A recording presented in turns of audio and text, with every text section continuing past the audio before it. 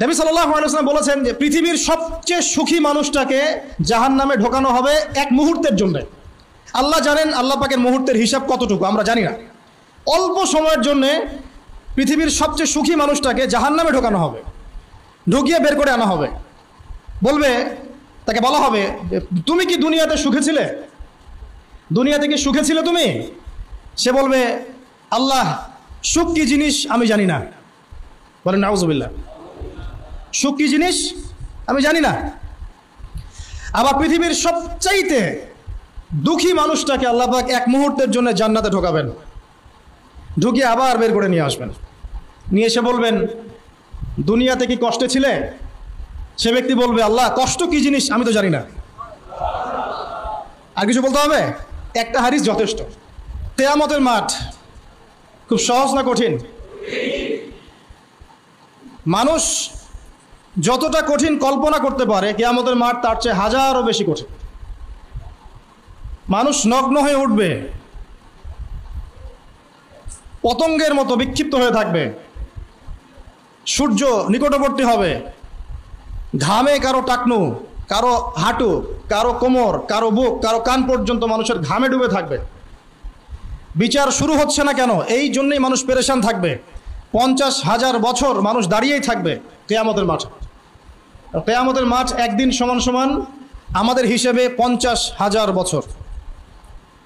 এই দিন সমস্ত উদ্ধত এবং অহংকারী জালেম, ফাসেক, কাফের, মুশরিক তাদেরকে আল্লাহ রাব্বুল আলামিন জাহান্নামে নিক্ষেপ করবেন। মুমিন, মুসলিম, মুহসিন, মুত্তাকি যারা ছিলেন ইনশাআল্লাহু তাআলা আল্লাহ পাক তাদেরকে জান্নাত দান করবেন। জাহান্নামকে টেনে আনা হবে, শিকল দিয়ে ফেরেশতারা জাহান্নামকে টেনে নিয়ে আসবেন। জাহান্নাম গর্জন করতে থাকবে, তার উপরে পুলসিরাত স্থাপন করা হবে এবং এই পুলসিরাত পার হতে হবে প্রত্যেক আদম সন্তানকে। মানুষ যার যার নেক আমলের গতি অনুযায়ী পুলসিরাত পার হবে। তো কিয়ামতের মাঠ নিয়ে আলাদা লেকচার দিব ইনশাআল্লাহ। শুধু এতটুকু বলছি যে মানুষ যতটুকু কল্পনা করতে পারে কিয়ামতের মাঠ তার চেয়ে হাজার হাজার হাজার গুণ বেশি কঠিন। তবে এই কিয়ামতের মাঠেও আল্লাহ পাক 7 শ্রেণীর মানুষকে নিশ্চিন্তে রাখবেন ইনশাআল্লাহ। আর আমরা বলে রাখি দুনিয়াতে যত কষ্টই থাকি যদি একটা বার পুলসিরাত পার হয়ে যেতে পারি আমি সফল। কথা বুঝতে পারছেন? দুনিয়াতে যত কষ্টই থাকি আমরা যদি একটা বার পুলসিরাত পার হয়ে যেতে পারি আমরা সফল। আর দুনিয়াতে যত ভালো থাকেন, বাড়ি গাড়ি, টাকা, স্ট্যাটাস, ক্ষমতা ইত্যাদি প্রতিপত্তি, যদি একটা বার পুলসিরাতে আটকে যান আর পড়ে যান জাহান্নামের অতল তলে, আপনি শেষ, আপনি আমি শেষ। পৃথিবীর সবচেয়ে সম্পদশালী মানুষ, সবচেয়ে ক্ষমতাধর মানুষ, তাদেরকে যদি জাহান্নামে নিক্ষেপ করা হয় তারা বলবে যে সুখ কি জিনিস আমরা সেটা জানি না। আমার কথা কি বুঝতে পারছেন? এক কথায় আমরা যতটা কঠিন ভাবি কিয়ামতের মাঠকে, এটা আমাদের কল্পনার চেয়ে লক্ষ কোটি গুণ বেশি কঠিন। আল্লাহ পাক এই মাঠের সাফল্যটাকেই সাফল্যের বা সফলতার সংজ্ঞা বা মানদণ্ড বলেছেন। যেমন আল্লাহ পাক বলছেন সূরা আলে ইমরানের 185 নম্বর আয়াতে, বা'দা আউযু বিল্লাহি মিনাশ শাইতানির রাজিম, কুল্লু নাফসিন যায়িকাতুল মাউত, প্রত্যেকটা নফস কি করবে? মৃত্যুর স্বাদ গ্রহণ করবে। এরপর কিয়ামতের মাঠে তোমাদেরকে পূর্ণ মাত্রায় প্রতিদান দেয়া হবে। এই দিনে ফামান যুহজিহা আনিন নার ওয়া উদখিলাল জান্নাতা ফাকাদ ফাজ, কিয়ামতের মাঠে যাকে জাহান্নাম থেকে বাঁচানো হবে এবং জান্নাতে প্রবেশ করানো হবে, ফাকাদ ফাজ, এই ব্যক্তি মাত্র সফল। এটা হচ্ছে দ্য ডেফিনেশন অফ সাকসেস, আমার সাফল্যের সংজ্ঞা। আজকে আমাদেরকে যে সাফল্যের সংজ্ঞা শেখানো হয়, একটা বাড়ি হলে, গাড়ি হলে, স্ট্যাটাস হলে, সুন্দর স্ত্রী হলে, একটা সরকারি জব হলে, বিশেষ ক্যাডার হতে পারলেই সফল, তাই না? সাফল্যের সংজ্ঞা আমাদেরকে শেখানো হয় নিজের পায়ে দাঁড়ালে সফল, একটা ভালো চাকরি হলে সফল, একটা সুন্দর স্ত্রী হলে সফল, বিঘার পর বিঘা জমি কিনতে পারলে সফল, এগুলো আমাদেরকে শেখানো হয়। আল্লাহ পাক কোরআনে বলছেন ফামান যুহজিহা আনিন নার ওয়া উদখিলাল জান্নাহ ফাকাদ ফাজ, যে ব্যক্তিকে জাহান্নাম থেকে বাঁচানো হবে এবং জান্নাতে প্রবেশ করানো হবে এই ব্যক্তি সফল। এই ব্যক্তি একজন রিক্সা চালক হতে পারে, একজন কৃষক হতে পারে, একজন মাছ চাষি হতে পারে, একজন ভ্যান চালক হতে পারে, আবার বিশ্ব নেতাও হতে পারে যদি সে তার দায়িত্ব ঠিকঠাক মতো পালন করে থাকে। আর জাহান্নামে যারা যাচ্ছে এরা যদি পৃথিবীতে বড় অর্থনৈতিক নেতা হয়, রাষ্ট্রীয় নেতা হয়, বিশ্বের নেতা হয়, সমাজের নেতা হয়, হ্যাঁ, বিলিয়নার হয়, মিলিয়নার হয়, বড় মিলসের মালিক, ফ্যাক্টরিজের মালিক, ব্যবসার মালিক, কিন্তু জাহান্নামে গেছে, পুলসিরাত পার হতে পারে নাই, এই ব্যক্তি সফল না। তো ওই কিয়ামতের মাঠে আল্লাহ পাক 7 শ্রেণীর মানুষকে স্পেশালি খাসভাবে মেহমানদারির ব্যবস্থা করবেন, তার আরশের ছায়ায় ছায়া দিবেন।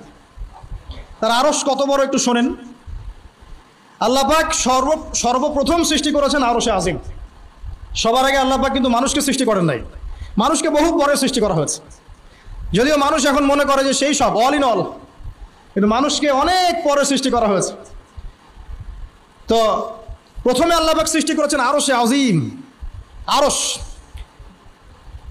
এই আরশের অবস্থান ছিল পানির উপরে। কানা আরশুহু আলাল মা, আল্লাহ পাক সূরা হুদের মধ্যে বলেছেন আরশটা পানির উপরে ছিল। এই আরশটা বহন করছে মাত্র 8 জন ফেরেশতা। কতজন? এই 8 জন ফেরেশতা এই আরশটাকে কিয়ামতের মাঠে টেনে নিয়ে আসবে। আরশটা কত বড় আপনাকে বোঝাচ্ছি। আরশের নিচে যে সাগর আছে, এই মহাসাগরের গভীরতা হচ্ছে 500 বছরের রাস্তা। 500 বছর চললে যতদূর যাওয়া যায় ওই সাগরের গভীরতা তত। ওই 500 বছরের পথ, এই যে সাগর, তার নিচে আছে কুরসি। ওয়াসিআ কুরসিয়ুহুস সামাওয়াতি ওয়াল আরদ, এই যে কুরসির কথা আছে না, এই কুরসি পুরো 7 আসমানকে পরিব্যাপ্ত করে রেখেছে, এই হলো কুরসি। আর এই কুরসির নিচে, কুরসির নিচে বলা যাবে না আসলে, এই কুরসির ভিতরে, এর অভ্যন্তরে আছে এই 7টা মহাবিশ্ব। যেই মহাবিশ্বের একটা মহাবিশ্বে, কোনো একটা গ্যালাক্সির, কোনো একটা সৌরজগতের, কোনো একটা গ্রহের, কোনো একটা মহাদেশের, কোনো একটা দেশের, কোনো একটা জেলার, কোনো একটা গ্রামের, কোনো একটা মসজিদে আপনি এখন বসে আছেন। বুঝতে পারছেন? বুঝেন নাই মনে হয়, মাথার উপর দিয়ে গেল। আপনার অবস্থান আমার অবস্থানটা দেখালাম মহাবিশ্বে, এত ক্ষুদ্র। তো আল্লাহর রাসূল সাল্লাল্লাহু আলাইহি ওয়াসাল্লাম বলছেন যে এই 7টা মহাবিশ্বের তুলনা হচ্ছে, 7টা আকাশের তুলনা হচ্ছে 7টা পয়সার মতো, ছোট ছোট পয়সা। এই পয়সাটাকে যদি আমরা একটা থালার মধ্যে রাখি, থালা বা ঢাল এর মধ্যে রাখি, তাহলে তুলনাটা যেমন হবে, একটা থালার মধ্যে 7টা পয়সা।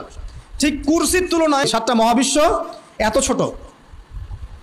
কুরসির তুলনায় 7টা মহাবিশ্ব এত ছোট, একটা থালার মধ্যে 7টা পয়সা রাখলে যত ছোট দেখা যায়। মাথা ঘুরছে? ঘোরা স্বাভাবিক।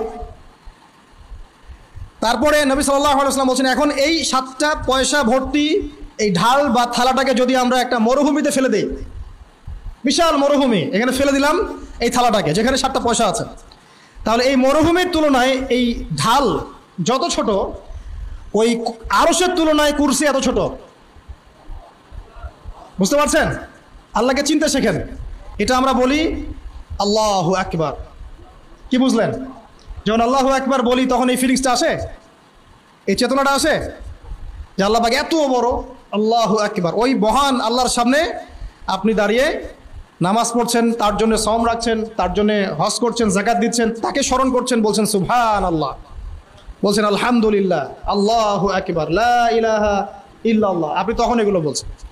আল্লাহকে যদি কেউ চিনতে শেখে, তার মধ্যে কোনো ভয় কাজ করবে না।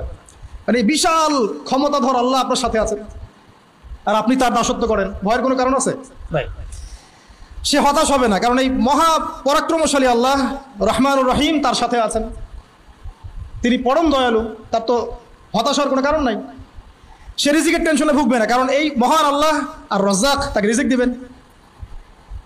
সে কখনো আল্লাহকে ভুলে শয়তানের দাসত্ব করতে পারে না, কারণ এই মহান আল্লাহ মুহূর্তের মধ্যে তাকে ধ্বংস করতে পারেন।